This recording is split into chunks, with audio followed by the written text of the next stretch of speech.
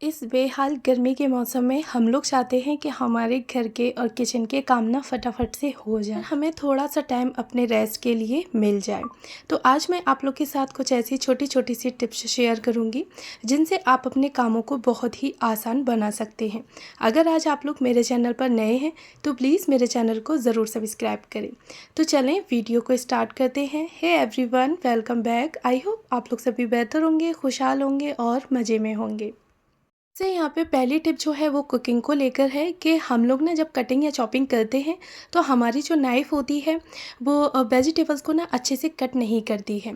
तो अपनी नाइफ़ को शार्प करने के लिए आप इस तरह से कोई भी सिरेमिक का कप ले सकते हैं और उसकी जो बाहर की सरफेस होती है आप उस पर अच्छे से अपने नाइफ़ को रगड़िए और फिर देखिएगा कि आपकी जो कटिंग है वो इतने अच्छे से करेगी नाइफ़, यानी कि आपकी वेजिटेबल्स को कट, कि आपको पता भी नहीं चलेगा और बहुत ही शार्प हो जाती है।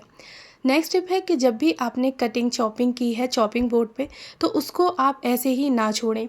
इससे ना आपके बर्तनों का भी पाइलअप होगा और दूसरा ये कि आपकी जो नाइफ़ है और चॉपिंग बोर्ड है वो पड़े पड़े सूख जाएगा। तो आप उसको तुरंत ही वॉश करके रख दें। और नाइफ़ से ना हम लोग कभी जैसे कि फ्रूट्स वगैरह कट करते हैं तो उसमें वेजिटेबल की स्मेल भी आ जाती है। नेक्स्ट टिप है कि आप लोग कुकिंग के लिए ऐसी मील तैयार करें जो कि आप एक बार में उससे दो या तीन आइटम बना सके, या फिर आप दो चीज़ों को कवर कर सके। जैसे कि आपने ब्रेकफास्ट को भी कवर कर लिया और लंच में भी। जैसे कि यहाँ पे ना मैंने आलू का भरता बनाया था और दोनों चीज़ों को ही मैंने यहाँ पे ब्रेकफास्ट और लंच दोनों चीज़ों को कवर किया है। तो इससे ना यहाँ पे मैंने बनाया है पहले सैंडविच। तो ब्रेकफास्ट में हमारा जो है वो सैंडविच हो जाएगा और लंच के लिए मैं यहाँ पे बना लूँगी आलू के पराठे। तो कोई भी चीज़ हो आप इस तरह से अपनी मील की प्रिपरेशन करें कि आप दो मील को एक साथ कवर कर सकें। अगर लंच में आप ऐसा कुछ बना रही हैं तो कोशिश करें कि लंच और डिनर चल जाए, या आप ब्रेकफास्ट की तैयारी कर रही हैं तो कोशिश करें कि आपकी ब्रेकफास्ट और लंच दोनों चीज़ें आपकी कवर हो जाएं। क्योंकि गर्मी इतनी पड़ रही है कि किचन में ना जाने का बिल्कुल भी मन नहीं करता है और बस ऐसा लगता है कि जो काम 10 मिनट में हो रहा हो ना वो बस 5 मिनट में होके ख़त्म हो जाए। तो यहाँ पे ना मैंने इस तरह से अपनी मील की तैयारी की कि मैं एक बार में अपनी दो चीज़ों को तैयार कर सकूँ, यानी कि दो काम मेरे एक साथ निपट जाएँ। तो यहाँ पे मेरी जो थी ब्रेकफास्ट की भी हो गई। तो अब मुझे लंच के लिए ज़्यादा कुछ नहीं करना पड़ा और यहाँ पे लंच में मैंने अपने बना लिए हैं आलू के पराठे। आप लोग भी इसी तरह से अपनी मील की प्रिपरेशन कर सकती हैं। जैसे कि दाल वगैरह हुई मूंग की दाल, तो आप उसको भिगो के बना लें। तो आप ना मूंग की दाल की बरी की सब्ज़ी भी बना सकते हैं और साथ में दही बड़े भी। तो इसी तरह से आप अपने ऑप्शन रख सकती हैं। नेक्स्ट टिप है कि बेड शीट की जो टकिंग होती है वो आप इस तरह से फ़ोल्डिंग करें, यानी कि पहले एक हिस्से को फ़ोल्ड कर दें और उसी के ऊपर दूसरी साइड के भी हिस्से को फ़ोल्ड कर दें। इससे आप लोग देख ही रहे हैं कि मैं इतना खींच रही हूँ बट फिर भी बेडशीट बिल्कुल भी नहीं हिल रही है। तो ऐसा करने से अगर आप इस तरह से टकिंग करती हैं तो पूरे दिन आपकी बेडशीट जो है वो बिल्कुल भी खिसकेगी नहीं, बच्चों के खेलने कूदने से भी, आप लोगों के बैठने से भी। तो मैं इसी तरह से बेडशीट की टकिंग करती हूँ और पूरा दिन मेरी बेडशीट काफ़ी अच्छे से चल जाती है। और ये आप लोग देख ही सकते हैं कि क्रीज़ वगैरह भी काफ़ी अच्छे से बन जाती है। नेक्स्ट टिप है कि हमारे घर के जितने भी डॉक्यूमेंट्स वगैरह होते हैं, बच्चों की पढ़ाई के रिपोर्ट्स कार्ड हैं, सर्टिफिकेट वगैरह हैं, या फिर घर के ही हम लोगों ने कुछ नई नई चीज़ें परचेज़ की होती हैं तो उनके बिल वगैरह होते हैं, गारंटी कार्ड होते हैं। तो आप लोग ना उनको इस तरह से कोई भी एक फ़ाइल वगैरह मार्केट से परचेज़ कर सकती हैं और उसमें अच्छे से आप अपने बच्चों के रिपोर्ट कार्ड और सर्टिफिकेट कार्ड जो भी हैं, सारी ही चीज़ें आप इस तरह से रख सकती हैं। बिल वगैरह भी आप लोग जो ज़रूरी होते हैं। तो मेरे ना 2 फ़ाइल हैं मेरे पास। एक फ़ाइल में मैं सारे ही मीराप के सर्टिफ़िकेट और रिपोर्ट्स कार्ड वगैरह, मेडल जो भी हैं, वो सब रखती हूँ और दूसरे में हस्बैंड के सारी चीज़ें जो रहती हैं, वो होती हैं।